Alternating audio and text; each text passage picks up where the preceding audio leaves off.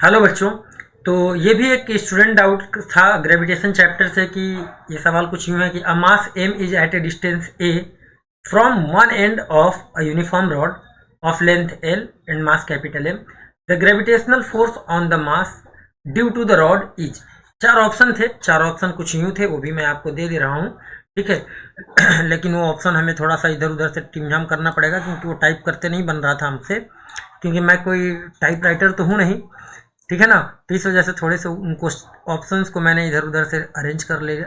देखो ये रहे ऑप्शन, ठीक है बच्चों। तो ये कुछ ऑप्शन दिए थे। अब पूछा इसमें ये गया था कि इन ऑप्शन में से कौन सा ऑप्शन है जो सही है, ठीक। अब इसका सही जवाब हमें कैलकुलेट करना है, इक्वेट करना है। बात है कि इसको इक्वेट कैसे किया जाए, ठीक है ना। सवाल तो बड़ा अच्छा है, तो आइए हम आपको बताते हैं पूरा प्रोसीजर कि इसको सोल्व कैसे करेंगे। देखो बेटा, ये क्या खोल दिया मैंने भाई, ओके, कहाँ गया पीपीटी। गुड। जैसा कि आप इस क्वेश्चन में ऑलरेडी देख सकते हो, बड़े सुंदर तरीके से साफ साफ एक चीज लिखा हुआ है कि मास कितना है m, जो कि यहाँ पर रखा है। इस एंड से यहाँ तक की डिस्टेंस कितनी है a, ये टोटल रॉड की लेंथ कितनी है l, और इसका मास कितना है m, ठीक है ना। चलो बहुत बढ़िया, इसमें कोई दिक्कत तो नहीं है। आपने कहा बिल्कुल सर जी कोई दिक्कत नहीं। ऐसा करते हैं, हम मान ले अगर कि इसमें एक छोटा सा सेक्शन है, केवल इतना, इस रॉड में इतना सा सेक्शन ले लें, और इस इतने सेक्शन का लेंथ सेगमेंट अगर लेना चाहो, चलो मैं dx मान लेता हूँ, ठीक है ना। और इस स्मॉल dm का जो स्मॉल m मास है, यहाँ से इसकी डिस्टेंस को हम x मान लेते हैं, क्योंकि इसकी थिकनेस को भी हमने dx मान रखा है। तो इस dx थिकनेस का लेंथ कितना होगा, तो साफ साफ क्वेश्चन में दिया कि l लेंथ का मास कितना है, कैपिटल M। तो यूनिट लेंथ का मास कितना होगा, तो m/l। तो dx लेंथ का मास कितना होगा, तो m/l इंटू dx।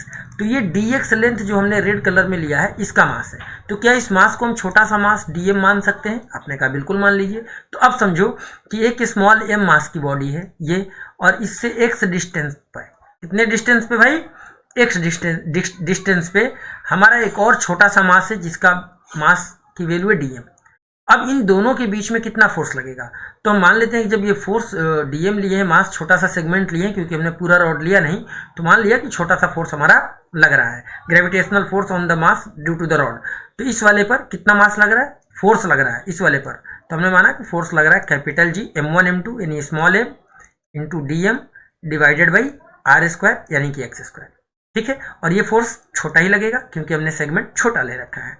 अब अगर इसी फोर्स को इंटीग्रेट कर दें, क्योंकि एक्चुअल में ये लेंथ कहाँ से है, क्योंकि हमने x यहाँ से लेके यहाँ तक पूरा ले रखा है, देख रहे हो ना। इस मास से लेके यहाँ तक की डिस्टेंस हमने कितनी ली है, x।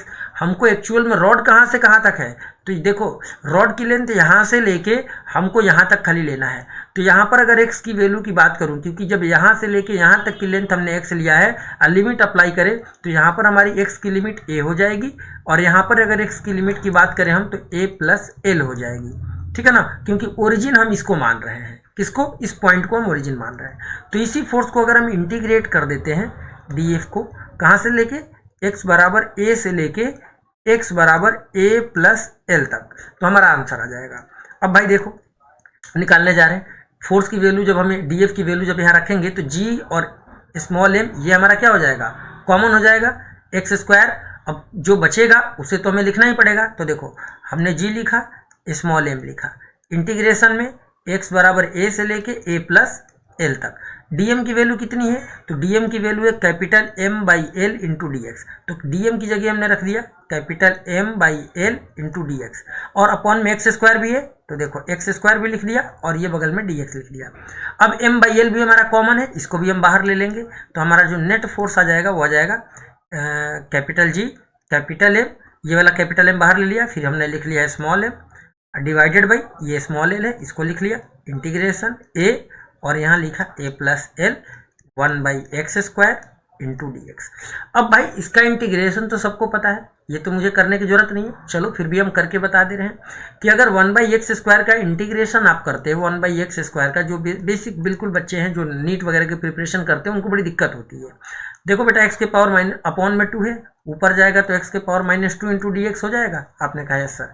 अब इसको जब इंटीग्रेट करेंगे तो हमारा रूल क्या कहता है कि x के पावर n+1 यानी कि 2 + 1 डिवाइडेड बाई n+1 यानी कि 2+1, n की जगह हमारा क्या है -2, तो वो लिख लेंगे, सिंप्लीफाई कर लेंगे तो ऊपर से क्या बचा x के पावर -1 और नीचे भी बचा -1, यानी इसको सिंप्लीफाई करोगे तो माइनस में क्या आ जाएगा, माइनस में 1/x आ जाएगा।